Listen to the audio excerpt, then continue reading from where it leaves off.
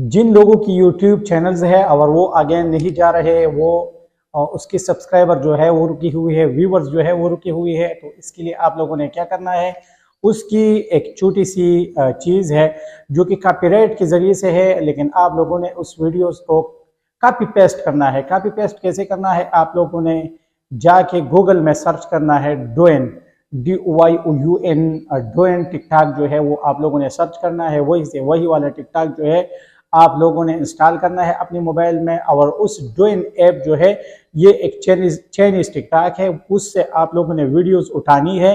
वही से आप लोगों ने एक लिंक को कॉपी करना है। यही लिंक आप लोगों ने गूगल में जो है गूगल में से आप लोगों ने उस के लिए लिंक डालना है, और वही से आप लोगों ने इसको इंस्टॉल करना है।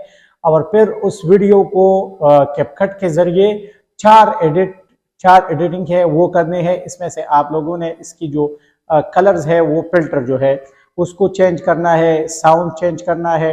उस वीडियो को आप लोगों ने शॉर्ट की तरह बनाना है, टिकटॉक वाले इफेक्ट जो है उसमें से सेलेक्ट करना है। इसके बाद आप लोगों ने इस वीडियो की साउंड जो है वो आप लोगों ने ऑफ करना है, और उस पर खुद बातें करके वही वाली वीडियो आप लोगों ने ऐसा करना है कि उस वीडियो को जाके अपनी यूट्यूब में से आप लोगों ने अपलोड करना है।